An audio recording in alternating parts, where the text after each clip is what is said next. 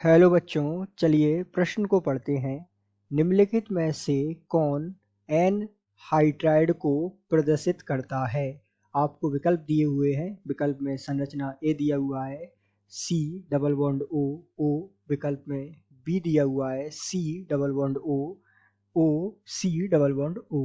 साथ में विकल्प सी दिया हुआ है जिसमें संरचना है सी डबल बॉन्ड ओ, और डी दिया हुआ है सी डबल बॉन्ड ओ ओ ओ एच। तो आइए बच्चों, सबसे पहले मुख्य अवधारणा को समझते हुए हम इस प्रश्न को हल करते हैं तथा जानते हैं कि कौन सा इनमें से जो है एनहाइड्राइड समूह को प्रदर्शित करता है। तो सबसे पहले हम जानते हैं मुख्य अवधारणा। तो यहाँ मुख्य अवधारणा के रूप में इस प्रश्न को हल करने के लिए सामान्यतः हमें क्रियात्मक समूह की जानकारी होना आवश्यक है। क्रियात्मक समूह के बारे में तथा उसकी संरचना की जानकारी होना आवश्यक है। तो आइए हम चर्चा करते हैं विस्तार पूर्वक क्रियात्मक समूह तथा उनकी संरचना तथा इनमें से एनहाइड्राइड कौन सा होगा। यदि हम बात करें विकल्प ए की, तो विकल्प ए में आपको संरचना दे रखी है। इस प्रकार की कुछ संरचनाएं हैं, आपको यहाँ ओ और यहाँ इस प्रकार ये संरचना है। तो ये जो संरचना है, यदि यहाँ पर यदि हम इस स्थान को देखें, यदि इस स्थान पर एच जोड़ दिया जाए तो ये संरचना किसकी हो जाएगी? एसिड की, अर्थात अम्ल की। यहाँ हम लिख लेंगे अम्ल।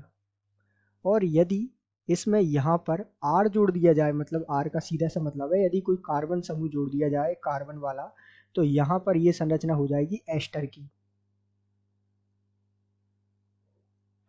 यदि हम विकल्प बी को ध्यान से देखें तो विकल्प बी कुछ इस प्रकार दिया हुआ है, ध्यान दीजिएगा।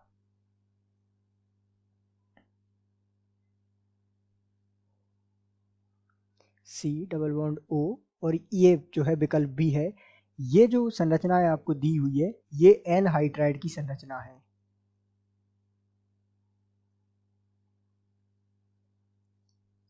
इसी प्रकार यदि हम विकल्प सी को देखें तो ध्यान दीजिएगा, विकल्प सी कुछ इस प्रकार की संरचना के साथ दिया हुआ है।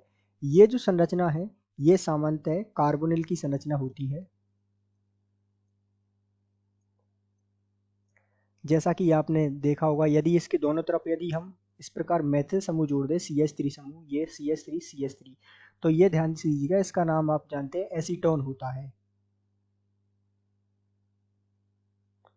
तो इस प्रकार ये जो है कार्बोनिल की संरचना है।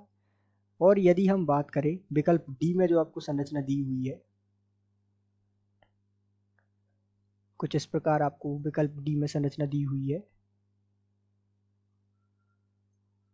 तो ये जो संरचना है वो एसिड की या अम्ल की संरचना होती है। तो यहाँ प्रश्न में हमसे पूछा है एनहाइड्राइड की संरचना, और हम देख पा रहे हैं कि एनहाइड्राइड की संरचना, ये जो संरचना आपको दी हुई है ये एनहाइड्राइड की संरचना होती है। तो इस प्रकार हम कह सकते हैं विकल्प के की जो विकल्प है वो बी विकल्प इसका सही है, बाकी ए गलत हो जाएगा, सी गलत है और डी गलत है। अर्थात दिए गए प्रश्न का सही उत्तर विकल्प बी है। आशा करते हैं आपको समझ आया होगा। धन्यवाद।